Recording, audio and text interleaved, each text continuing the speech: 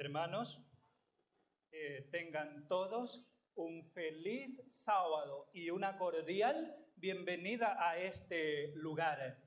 ¿Cuántos están contentos de estar acá en este lugar? Amén. Qué grato es saber que todos estamos contentos. ¿Y cómo no estar contentos si tenemos un Dios grande, un Dios maravilloso, un Dios hermoso que quiere lo mejor para cada uno de nosotros? ¿Y qué es lo mejor? Dios nos cuida. Dios nos cuida en los momentos de angustia que experimentamos en esta vida. Sobre todo hoy, nuestro país atraviesa momentos difíciles y yo creo que más de uno vive angustiado. Pero esto no es ni un pálido reflejo de la angustia que experimentará el pueblo de Dios. Va a haber un breve momento en el cual el pueblo de Dios lo va a experimentar. ¿Alguien me dice cuándo será eso y qué angustia será? La angustia de Jacob. Muy bien, en esta hora vamos a ver el tiempo de angustia de Jacob. Vamos a la Biblia. Daniel, capítulo 12, verso 1. El verso 1 dice: en aquel tiempo se levantará Miguel, el gran príncipe que está de parte de los hijos de tu pueblo, y será tiempo de angustia, cual nunca fue desde que hubo gente hasta entonces. Pero en aquel tiempo será librado tu pueblo, todos los que se hallen inscritos en el libro. Muy bien, vamos a meditar. El verso comienza diciendo: en aquel tiempo se levantará Miguel. Cuando Daniel usa la expresión en aquel tiempo, ¿a qué tiempo hace referencia? ¿Saben que Daniel hace referencia al fin del tiempo de gracia?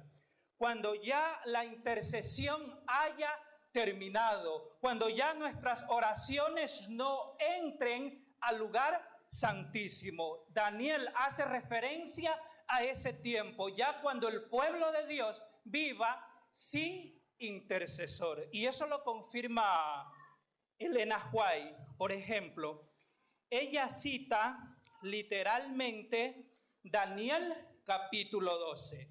Y ella textualmente explica, y en su comentario ella dice: cuando termine el mensaje del tercer ángel, la misericordia divina no intercederá más por los habitantes culpables de la tierra.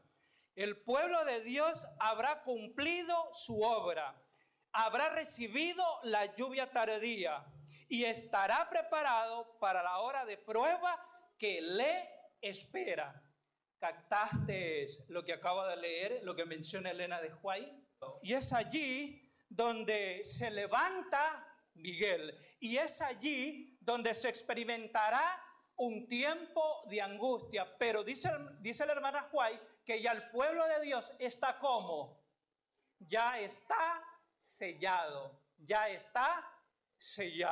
y va a experimentar una angustia, y más adelante vamos a ver qué tipo de angustia es la que el pueblo de Dios va a experimentar. Ahora también, y esa angustia precede al segundo advenimiento. Ahora, ¿quién es Miguel? Porque dice que en aquel tiempo se levantará Miguel. ¿Quién es Miguel? Cristo Jesús. Es el mismo Miguel que aparece en Apocalipsis 12, del verso 7 al 9. Allí dice: después hubo una gran batalla en el cielo. Y ahí aparece el nombre de Miguel. Miguel y sus ángeles luchaban contra el dragón, y luchaban el dragón y sus ángeles. Pero no prevalecieron, ni se halló ya lugar para ellos en el cielo. Y fue lanzado el gran dragón, la serpiente antigua, que se llama Diablo y Satanás. Entonces, ¿quién aparece aquí luchando con Satanás? Miguel. Es el mismo Miguel que cita Daniel. Es el mismo.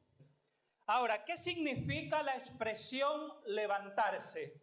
Porque dice que en aquel tiempo, y ya vimos cuál tiempo, fin del tiempo de gracia. Dice que se levantará Miguel, ya vimos cuál Miguel. Ahora, ¿qué significa la expresión levantarse?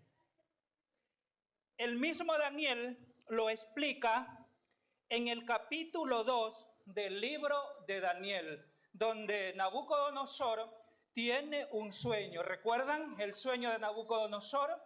La imagen con algunos metales. ¿Recuerdan la cabeza de la imagen de qué era? De oro. ¿Qué más? Los hombros y el pecho eran de plata. El vientre y el muslo eran de bronce. ¿Y qué más? ¿Qué metal sigue?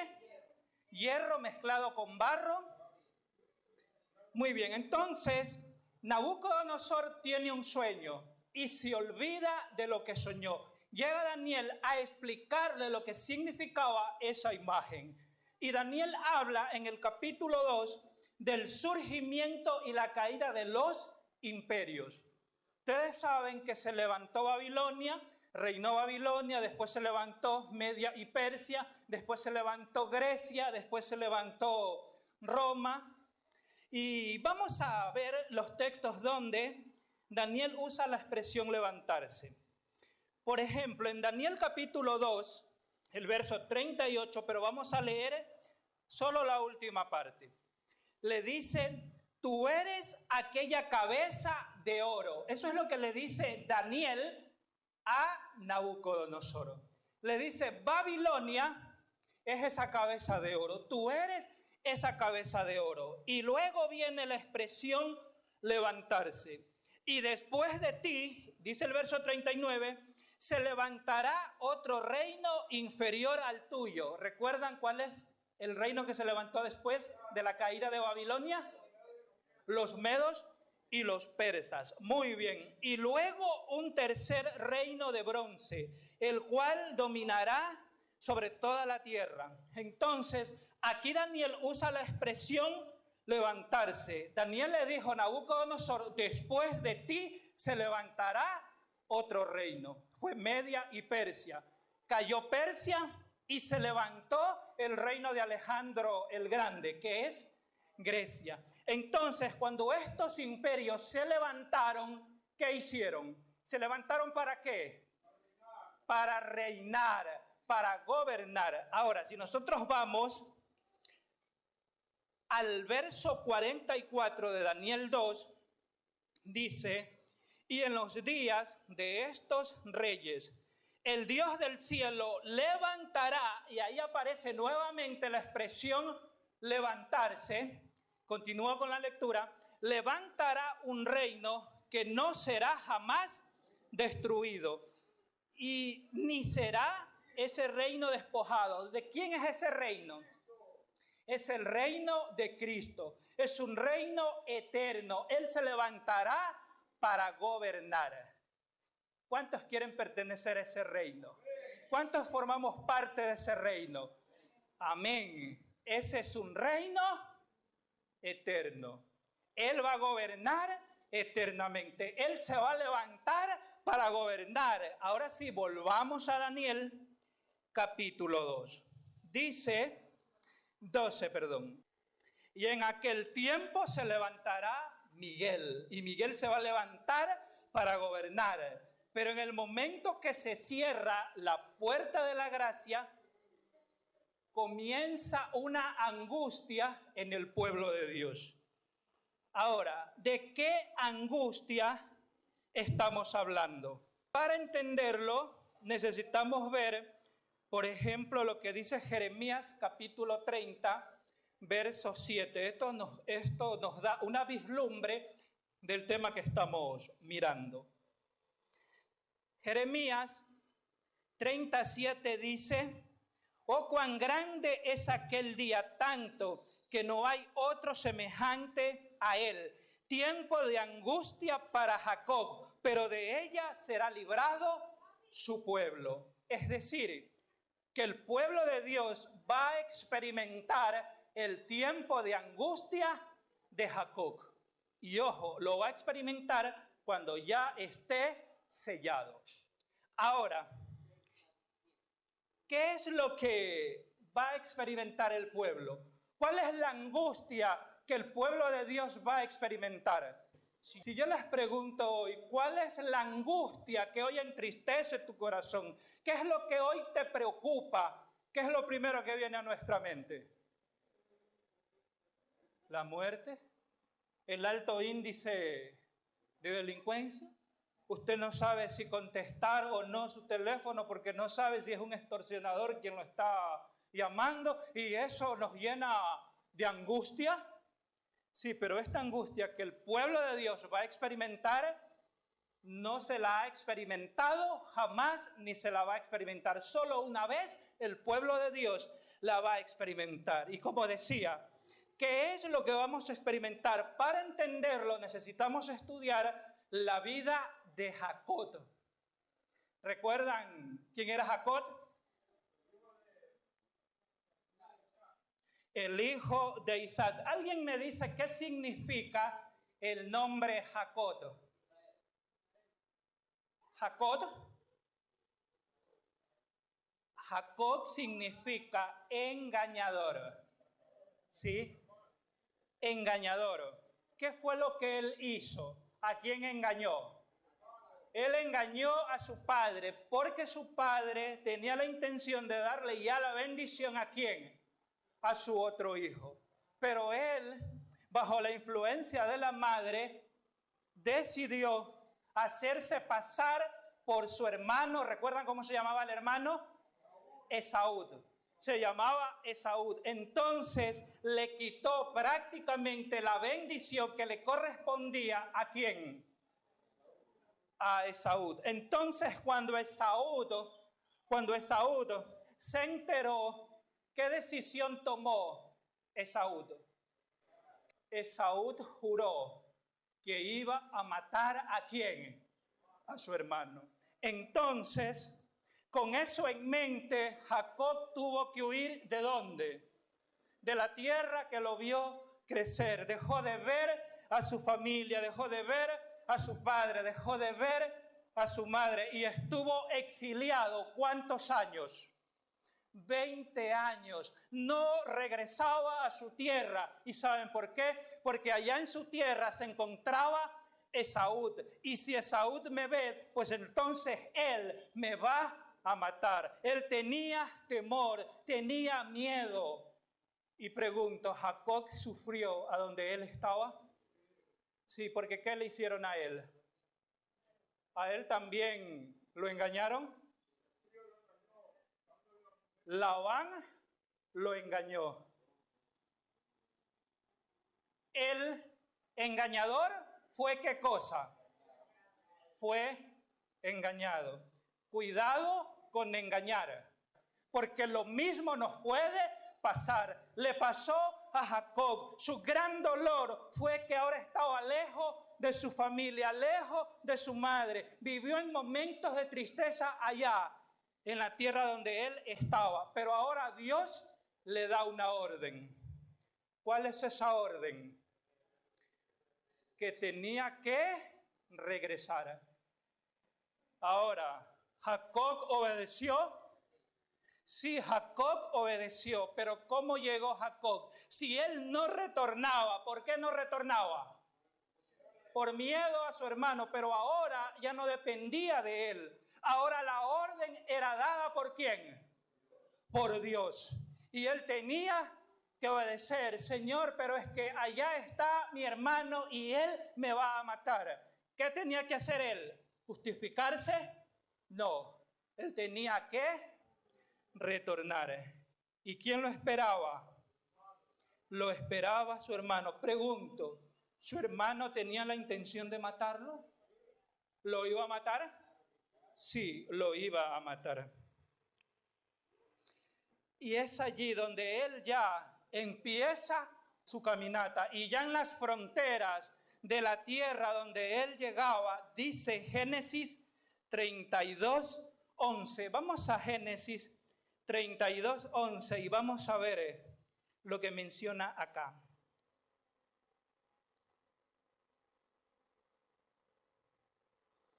Génesis 32:11 dice: líbrame ahora de la mano de mi hermano Esaú. Temo que no venga a caso y hiera mi madre con los hijos. Entonces, ¿qué es lo que Jacob está diciendo? ¿Qué es lo que Jacob está sintiendo? ¿Miedo por quién? Por mi hermano. Si mi hermano no me ha perdonado, ¿qué va a pasar conmigo? Pensó Jacob. Me va a matar. Y no solo va a matar a quién, no solo a mí, no solo a Jacob, sino también a quién, a los que venían con él. Y es allí donde su tribulación comienza, es allí donde su angustia comienza, es allí donde su dolor comienza. El momento de angustia se apodera ¿de quién? De Jacob, al punto que él dice, líbrame ahora de la mano de mi hermano.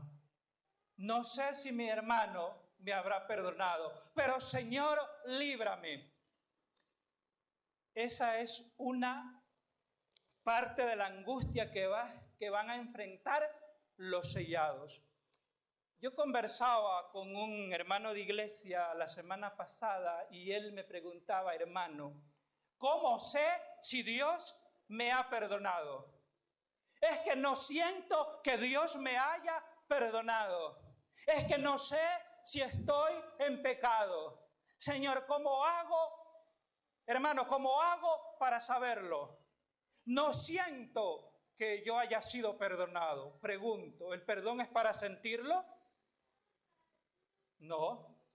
El perdón es para creerlo. El perdón es para aceptarlo. Si Dios le dice a usted que usted ha sido perdonado, ¿qué tiene que hacer usted? Usted tiene que aceptar, usted tiene que creer. El Señor me ha perdonado. Y claro está, cuando uno experimenta un verdadero arrepentimiento, usted acepta el perdón por fe. Y esa es la angustia que va a enfrentar ¿quién? El pueblo de Dios. Aunque ellos están sellados, pero su mente no ha sido formateada. Ellos saben que se dieron al pecado. Ellos saben que cometían errores. Ellos saben que siempre oraban diciendo, Señor, perdóname. Pero a la vuelta de la esquina nuevamente cedían, nuevamente caían. Muchas veces decimos, voy a hacer esto porque Dios me va a perdonar. Y ese es el pensar que va a experimentar el pueblo de Dios. ¿Será que Jesucristo me perdonó? ¿Será que algo de mí se quedó allá en los libros de memoria? ¿Será que este pecado no fue perdonado? Y esa es la duda, esa es la incertidumbre, ese es el problema, esa es la angustia que va a experimentar ¿quién? El pueblo de Dios. ¿Será que Jesucristo me ha perdonado? Pero ya están sellados.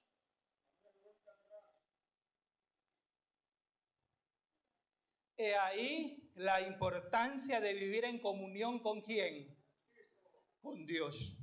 De decirle, Señor, borra mis rebeliones. De decirle, Señor, examina mi corazón. De decirle, Señor, aunque tenga una naturaleza complicada, pero permíteme, ayúdame a ver aquello que mis ojos no son capaces de ver. Señor, yo creo en tu perdón. Sé que soy justificado por fe y necesitamos estar siempre en comunión con Dios para tener esa certeza de que Dios nos ha perdonado. El perdón, como dije antes, no es para sentirlo, es para aceptarlo por fe. Si Dios dice que Él nos ha perdonado, pues Él nos ha perdonado. Si usted quiere sentir el perdón dentro del área, es que no siento, significa que usted está siendo guiado por su parte emocional. Y debe guiarnos, es la razón. Es la razón. Dios me enseña que Él me da el perdón. ¿Qué dice Isaías 1:18? Venid a mí todos y estemos a cuentas. Si vuestros pecados fueren como la grana, como la nieve serán emblanquecidos. Si fueren rojos como el carmesí, vendrán a ser como blanca lana. Esa es la transacción que Dios hace ¿con quién? Con nosotros, ¿verdad? Entonces, esa es la angustia que se va a experimentar. ¿Cuál es la segunda parte de lo que el pueblo de Dios va a experimentar? ¿Qué más va a experimentar? ¿Qué dice el verso 7 del mismo capítulo? Génesis 32:7 dice: entonces Jacob tuvo gran temor y se angustió y distribuyó el pueblo que tenía consigo y las ovejas y las vacas y los camellos. ¿En cuántos campamentos? En 2. ¿Por qué Jacob hizo esto? Por miedo. ¿Cuál era su miedo? Que Esaú mate a su familia, que Esaú mate a sus esposas, que Esaú mate a sus hijos, que Esaú destruya lo que a él con dolor le ha tocado construir en la tierra de Labán. Ese era su gran temor. Mi familia va a ser destruida. ¿Y qué haces tú por tu familia? Cuando se ve amenazada, cuando ellos están enfermos, cuando un médico te da una mala noticia sobre ellos, tú, ¿cómo sientes el corazón? ¿Qué sientes en el corazón? ¿Ahorita te preocupas por tu familia? Sé que sí. La angustia de Jacob era: Esaú no solo me va a matar a mí, sino que va a matar también a mi familia. Y es por eso que él dividió el campamento. Si un campamento es atacado, si un grupo es atacado, el otro queda libre para huir. ¿A quién estaba protegiendo Jacob? ¿A quién? A su familia. ¿Le dolía el corazón por quién? Por su familia. ¿Estaba cuidando a quién? A su familia. ¿Sabes cuál es el gran dolor que va a experimentar el pueblo de Dios sellado? Cuando Miguel se levante, cuando las señales se cumplan, cuando el decreto de muerte se dé, cuando el pueblo que hizo oposición a Dios se va encima del pueblo sellado. Los sellados se van a preocupar, ¿sabes por quién? Por su familia. No porque los enemigos vayan a matar a su familia, sino ¿sabes por qué? ¿Sabes cuál va a ser la gran preocupación de los sellados? ¿Será que Jesús perdonó a mis hijos? ¿Será que Jesús perdonó a mi esposa, a mi esposo, a mamá, a papá, a mis hermanos? ¿Será que aquella familia que hoy cuido y que me entristece el alma cuando le pasa algo, cuando nosotros estemos allá, nos vamos a acordar de ellos? Bienaventurados los que tienen a toda su familia en la iglesia. Pero ¿qué con aquellos que no la tienen? En ese momento dado, en la angustia, a tu memoria vendrán ¿quiénes? Tu familia. Y sabrás que si ellos son perdonados, ellos van a recibir ¿qué cosa? Vida eterna. Pero si no son perdonados, si no fueron perdonados, ellos van a recibir ¿qué cosa? Ese será nuestro gran dolor. Ver que tú llegas y tu familia no llega. Que esos hijos que tanto amas no llegan. Que esa madre que tanto cuidas no llega. Que ese esposo por el cual tanto oras no llega. Ese será tu gran dolor, esa será tu gran angustia. Eso enfrentarás, eso experimentarás. Y ahí la importancia de ¿qué? de predicarle hoy ¿a quién? A la familia. ¿A quién hay que predicarle? A la familia. Hay que predicarle a los hijos, a los padres, a la esposa, a los hermanos, a los primos. ¿Y hay que predicarles con qué? ¿Con qué hay que predicarles? Con el ejemplo. Con la fe de Jesús y con el ejemplo. Pero ¿sabes quiénes son los que más nos conocen? ¿Quiénes son? ¿Quién? ¿Quiénes son los que más nos conocen? La familia. Hermano, quiero que le vayas a dar un curso bíblico a mi familia. Pero si tú eres bueno y si a tú te encanta dar cursos bíblicos, ¿por qué no les das cursos bíblicos tú a tu familia y pides a otro que lo haga? Pero es que ellos conocen ciertas cosas que la iglesia no sabe. ¿Ahora comprendes la importancia de predicarle a la familia? ¿Con qué? Con el ejemplo. Porque ¿quiénes son los que más nos conocen? La familia. Y si nosotros llegamos y la familia no llega, ¿qué vamos a sentir? La angustia de no verlos. Y claro, eso será breve. Entonces, esa angustia la experimentó ¿quién? ¿Quién la experimentó? Jacob. Esaú va a matar a mi familia y yo tengo que hacer algo. Y alguien me dice, ¿qué hizo Jacob? Ajá. Jacob hizo algo. Jacob se reunió con su familia y dejó a su familia aquí. Jacob caminó y ¿saben a dónde llegó? Llegó a Betel. Y allí Jacob hizo algo. Jacob dobló sus rodillas. ¿Y qué empezó a hacer? Empezó a orar. Jacob oraba y Jacob lloraba. Jacob le decía al Señor, Señor, yo le hice daño a mi padre porque lo engañé. Le hice daño a mi madre porque cumplí sus caprichos.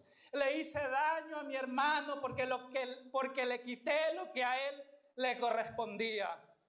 Señor, perdóname. Jacob con lágrimas le suplicaba a su padre que lo perdone, que va a ser diferente, que ya no tome en cuenta su vida pasada. Y estaba allí Jacob arrodillado, clamando, orando, y empezó a luchar, empezó a orar. Y ahí tenemos a un hombre orando y siendo transformado por el poder de Dios. Pero tenía en mente algo: líbrame de mi hermano Esaú. Yo le hice daño, Señor, sí, es verdad, pero por favor, toca su corazón para que Él me perdone. Porque quiero volver, quiero estar en paz con Él. No hay nada más lindo en esta vida que estar en paz con las personas que amas. ¿Cuántos decimos amén? Y mientras él oraba, algo sucedió. Mientras él oraba, una mano se posó sobre su hombro. Te imaginas, tú estás orando, estás llorando y viene alguien y te pone la mano y tú levantas la cabeza y ves un apoyo anímico, moral, emocional, y tú te emocionas porque hay alguien que te extiende una mano. Pero Jacob tenía algo en mente. Yo estoy en el terreno donde ahorita está mi hermano. Y algo vino a la mente ¿de quién? De Jacob. ¿Sabes qué pensó él? Él pensó que eran los hombres de Esaú. Porque cuando Esaú va al encuentro de Jacob, él va con 400 hombres armados. Tú te has preguntado, si le vas a dar un abrazo a tu hermano, ¿tienes necesidad de ir con 400 hombres armados? No. ¿Cuál era la intención de Esaú? Cumplir su juramento y darle muerte ¿a quién? A su hermano. ¿Y qué hizo Jacob? Jacob se asustó y se vio trabado en una lucha feroz y empezó a luchar. Él pensó, son los hombres de Esaú, o de pronto es el mismo Esaú, y él allí, asustado, preocupado, luchaba. Pero ¿quién era? Era el ángel de Jehová, que llegó a dar contestación a sus oraciones, que llegó a contestar sus oraciones. Llega el propio ángel de Jehová. ¿Quién es el ángel de Jehová? Jesucristo. Él llega para abrazarlo, Él llega para apoyarlo, Él llega para decirle: hijo, todo está bien, tengo la certeza de que tu hermano te va a perdonar, no te preocupes. Pero él sigue luchando. Y el ángel de Jehová lucha ¿con quién? Con Jacob. Y empezaba a rayar el alba. Y ¿sabes? El ángel de Jehová luchó con fuerza humana. Eran dos que estaban luchando, las fuerzas eran iguales. Jacob en su humanidad y el ángel de Jehová luchando con su humanidad. El ángel le dice, verso 26 del Génesis 32, dice: y dijo: déjame, porque raya el alba. Jacob respondió: no te dejaré si no me bendices. Y el varón le dijo: ¿cuál es tu nombre? Y respondió Jacob. Y el varón le dijo: no dirás más tu nombre Jacob, sino Israel, porque has luchado con Dios y con los hombres y has vencido. Jacob se da cuenta que no está luchando con un hombre cualquiera. Jacob se da cuenta que está luchando con el ángel de Jehová. Jacob está trabado en una lucha diciéndole: Señor, bendíceme. Señor, perdona mis equivocaciones. Obré mal, ahí están las consecuencias de mis actos. Hay un hermano enfurecido que me quiere matar. Señor, perdóname. Y suéltame, le decía el ángel, porque raya el alba. Y el ángel tuvo que usar su poder divino. Tocó su muslo y dislocó su pierna. Jacob sintió un dolor tremendo, un dolor espantoso, su cuerpo tembló y Jacob se lanzó sobre su cuello. ¿Por qué Jacob se lanzó sobre el cuello del ángel de Jehová? ¿Has visto, no ahora, vida pasada o de pronto, no sé, estuviste en Facebook pasando y viste dos boxeadores? ¿Sí? Viste dos boxeadores. Si has visto que el boxeador que está recibiendo golpes, él hace algo para no recibir más golpes. Él lo abraza. Entonces, abrazado, ya el otro boxeador no puede dar golpes. Jacob se asusta. No es hombre el que me ha lastimado. Lo abraza para que el ángel de Jehová no obre nuevamente así. Y para pedirle su bendición. Y saben, en esa lucha, en oración, Jacob, su corazón estaba siendo transformado. Mira, no sé si has escuchado, pero si ese clamor hubiese sido del Jacob que engañó a su hermano, el ángel lo destruye. Si ese clamor, si esas palabras que dijo Jacob, la hubiese pronunciado el Jacob diferente, el Jacob que engañó a su padre, el Jacob que le quitó o le compró la primogenitura a su hermano, si ese Jacob hubiese sido el mismo, cuando ora, el ángel de Jehová lo destruye. Eso lo dice la hermana Juay. Pero ¿sabes? No lo destruyó. ¿Y sabes por qué?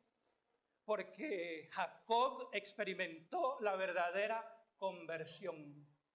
Él se arrepintió de corazón y en esa angustia él clamó. Él clamó.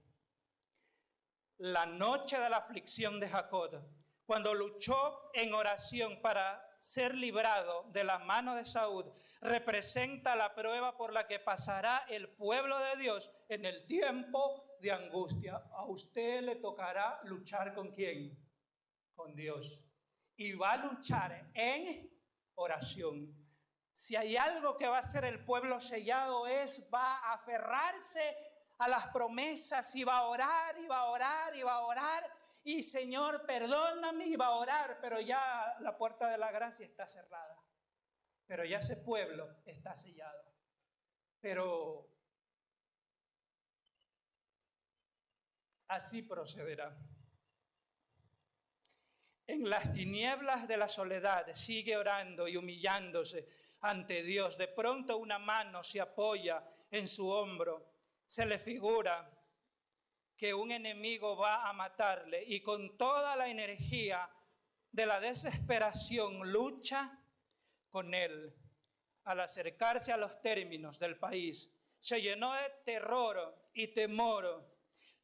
Tener la noticia de que Saúl se acercaba al frente con una compañía de guerreros, sin duda para vengarse de él. Y después que luchó Jacob con el ángel, ahora venía su gran encuentro. ¿Con quién se iba a encontrar? Con Esaú. Ahora llegaba lo bueno. Y aquí aparece un tercer personaje, Satanás. Satanás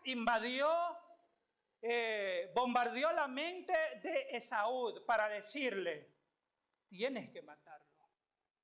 Tienes que matarlo. Tienes que matarlo. En realidad, ¿quién era el que quería matar a Jacob? ¿Quién era? Era Satanás. ¿Y sabes por qué? Porque por medio de Jacob, ¿quién iba a venir? Por medio de Jacob iba a venir el Mesías. Porque recuerdan que Jacob fue padre ¿de quién? De Judá. Y por medio de Judá vino el Mesías. Y la labor de Satanás era destruir ¿a quién? A Jacob. Y alimentó de odio el corazón ¿de quién? El corazón de Saúl. Pero ¿sabes? Algo sucedió. Algo sucedió. Mira, te voy a leer esto. Esto está en Historia de la Redención, página 98, párrafo 3. Dice, Esaú marchaba, entre tanto, frente a un ejército contra Jacob, con el propósito de darle muerte.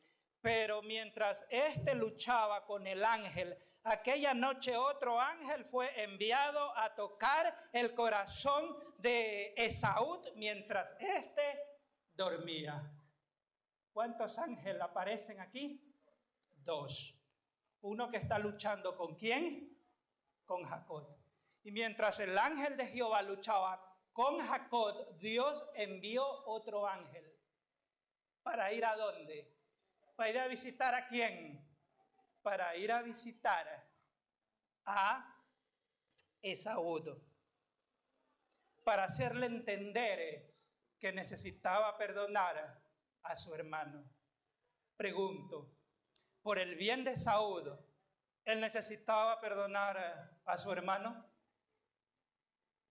¿Por qué necesitaba perdonar a su hermano? Porque el perdón es liberación. El resentimiento es tomarse un vaso con agua, con veneno, queriendo que la otra persona se muera. ¿El resentimiento es destructivo? Sí, es destructivo. Estaba destruyendo la vida ¿de quién? La vida de Saúl. Y Esaú decidió perdonar ¿a quién? A su hermano. ¿Y por qué decidió perdonarlo? Porque un ángel del cielo tocó su corazón. Si en nuestra vida hay resentimiento, ¿qué necesitamos hacer? Pedir a Dios fortaleza para poder perdonar. Para poder perdonar. Necesitamos perdonar a aquellos que nos lastiman. Necesitamos perdonar a aquellos que nos hacen daño. Necesitamos perdonar a aquellos que se meten en nuestra vida sin ninguna razón. En su sueño vio a su hermano exiliado por 20 años de la casa de su padre, porque temía por su vida, y notó su dolor al enterarse de que su madre había muerto. Vio la humildad de Jacob y vio a los ángeles que lo rodeaban. ¿A quién? A Jacob. Entonces Esaú vio la tristeza de ¿quién? De Jacob. Vio el dolor de ¿quién? De Jacob. Ahora tuvo empatía ¿con quién? Con Jacob. Ahora comprendió ¿a quién? A Jacob.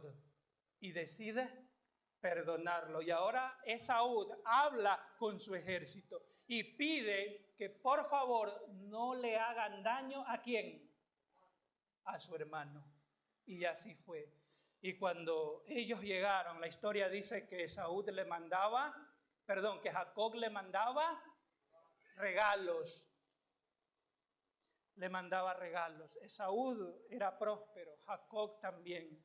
Y ahí los dos se encontraron. ¿Y qué hicieron cuando se encontraron? Se confundieron en un conmovedor abrazo. Los dos se abrazaron, se tomaron del cuello y ambos empezaron ¿a qué? Empezaron a llorar. ¿Eso se llama perdón? Sí, eso se llama perdón. Vemos a un hombre que permitió que Dios transforme su corazón. Sacó el rencor que yacía en su vida al punto que abrazó a su hermano y lloró y lo entendió. Los tiempos de apuro y angustia que nos esperan requieren de una fe capaz de soportar el cansancio, de la demora y el hambre. Una fe que no desmayar a pesar de las pruebas más duras. La fe que prevalecerá finalmente durante el tiempo de angustia debe ser puesta en práctica ahora. ¿Cuándo debemos practicar esa fe? Ahora. ¿Cuándo es que no debemos ceder? Ahora. ¿Cuándo es que debemos perdonar? Ahora. ¿Cuándo es que debemos permitir que Dios transforme nuestro corazón endurecido? ¿Es cuando? Es ahora. Si usted cede ahora, ¿qué va a pasar? Tendrá problemas en el futuro porque puede acostumbrarse a ceder siempre. Mis hermanos, vienen tiempos lindos. Después de la angustia. Ahora, en esta parte de la historia hay algo que yo no he mencionado, porque si lo menciono se hace el tema más largo, ¿ya? Y es que hay un decreto de muerte. Satanás reúne a un ejército gigantesco para destruir ¿a quién? Al pueblo de Dios que está sellado. Y mientras aquellos que rechazaron el evangelio se van en contra del pueblo sellado, su temor, el temor del pueblo, no es sobre los enemigos, sino sobre lo que hemos analizado y estudiado. ¿Y saben por qué? Y Dios cumple sus promesas. Y Dios allí va a demostrar literalmente lo que hemos visto en el estudio de la escuela sabática en esta semana. Y es allí donde Dios se va a manifestar. Porque cuando las espadas se levanten en contra del pueblo de Dios, van a aparecer guerreros para defendernos. Y alguien me dice, ¿quiénes son esos guerreros? Son los ángeles. Entonces Dios nos va a cuidar. No hay de qué temer. El tiempo de angustia será breve, pero como usted estará sellado, alcanzará la salvación. Pero como tiene recuerdos, no podrá evitar sentir y experimentar eso. Y sabe lo que va a hacer Dios allí en ese momento, en eso que usted ¿Siente? Ya esa es la última prueba. Y ahí nos vamos ¿a dónde? A la Canaán celestial. Y claro, vamos a seguir guardando principios, pero ya el mal no se levantará más. Ya no habrá dolor, ya no habrá muerte, ya no habrá sufrimiento. Y vamos a conocer ¿a quién? ¿A quién vamos a conocer allá? A Jesucristo. Y aparte de Jesucristo, ¿a quién más? A Jacob. Claro, todo será ya santificado. Hermanos, que Dios nos bendiga y que tengan un bonito día. Bendiciones.